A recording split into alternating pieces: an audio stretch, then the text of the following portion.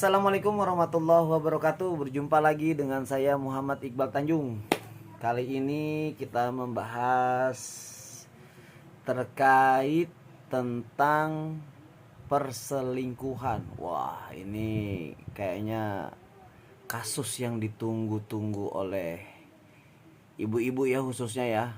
Ibu-ibu yang punya suaminya nakal. Mungkin ini adalah konten yang ditunggu oleh ibu-ibu. Dalam kesempatan kali ini, di malam hari ini, saya sedikit mau membahas terkait mengenai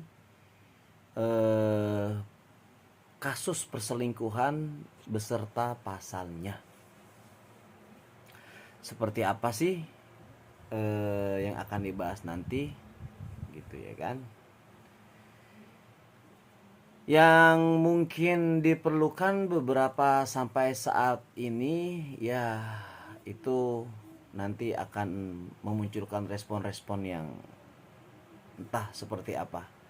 Akan tetapi konten edukasi ini yang malam hari ini saya angkat adalah tentang perselingkuhan, lengkap dengan penjelasan pasal-pasalnya yang relevan menurut hukum di Indonesia. Malam ini saya mengambil judul perselingkuhan (2) dari moral hingga hukum. Perselingkuhan sering sekali menjadi topik yang memancing emosi.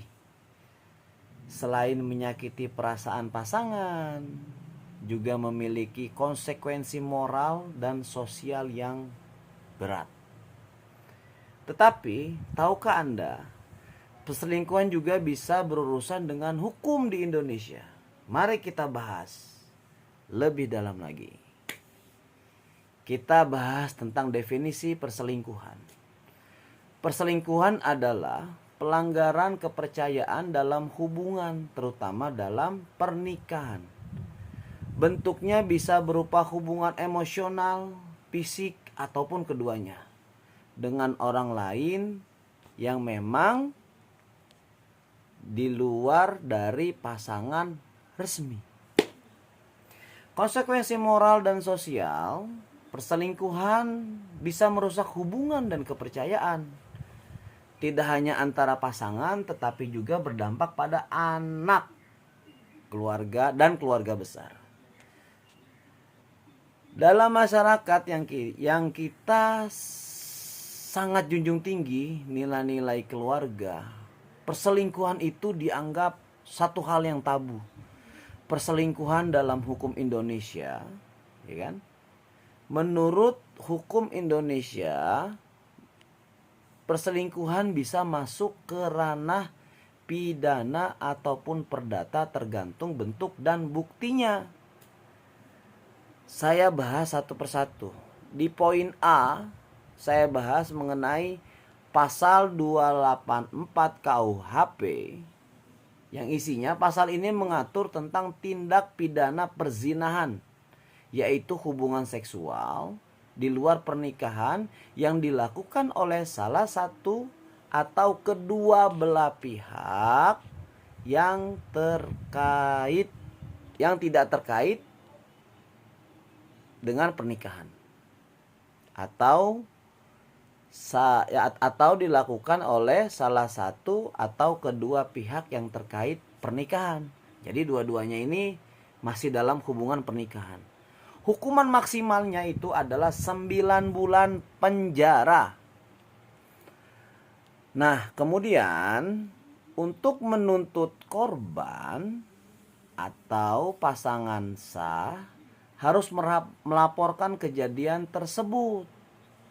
Nah, kemudian poin B-nya itu adalah hukum ini masuk ke dalam hukum perdata penjelasannya.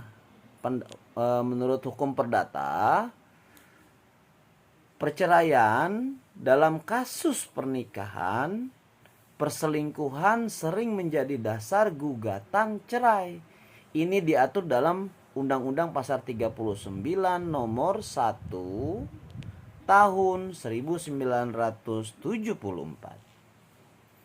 tentang perkawinan yang menyatakan bahwa perselingkuhan adalah pelanggaran terhadap kewajiban suami dan istri. Dan poin C, Undang-Undang ITE. Jadi ada beberapa pasal nih yang mengikat tentang terkait perselingkuhan. A, B, dan kemudian ini C. Nah, yang C ini adalah Undang-Undang ITE. Jika ada bukti digital, jika perselingkuhan disertai dengan penyebaran konten tidak pantas atau ancaman digital, pelaku bisa dijerat dengan Undang-Undang Informasi dan Transaksi Elektronik dalam kurung Undang-Undang ITE. Seperti yang dijelaskan pada pasal 27 ayat 1.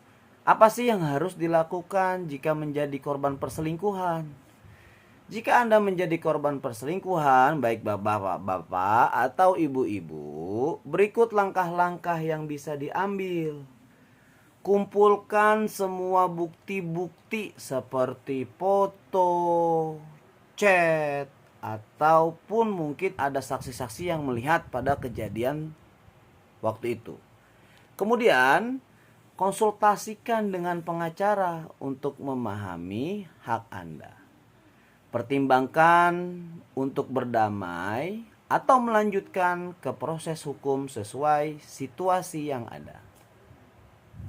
Nah, di terakhir pembahasan ini adalah perselingkuhan itu bukan hanya masalah hati, tetapi juga masalah hukum. Ingatlah bahwa kepercayaan adalah fondasi utama dalam sebuah hubungan. Sebagai masyarakat, mari kita saling menghormati dan menjaga nilai-nilai moral demi kebaikan bersama. Seperti itulah uraian singkat di malam hari ini terkait mengenai perselingkuhan beserta ketiga pasal undang-undang tadi yang mengikat dan menjelaskan tentang peraturan ketika memang terjadi perselingkuhan suami dan istri. Untuk seluruh masyarakat Cianjur khususnya dan pada umumnya masyarakat di luar Cianjur, silakan ketika memang ada kasus-kasus seperti ini, konsultasikan ke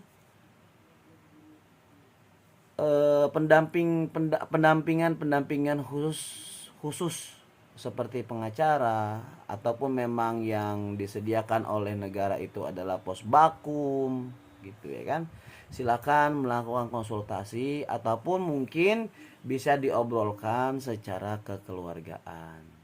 Jaga rumah tangga kita selalu. Ingat, yang korban itu bukan hanya hubungan suami istrinya, melainkan juga akan berdampak terhadap psikis anak. Akhirul kalam, Cianjur damai, Cianjur bermartabat, Cianjur bersih, dan Cianjur bebas dari perselingkuhan. Wassalamualaikum warahmatullahi wabarakatuh. Stay tune di channel TJ Center dan saksikan terus konten-konten berikutnya. Wassalamualaikum warahmatullahi wabarakatuh.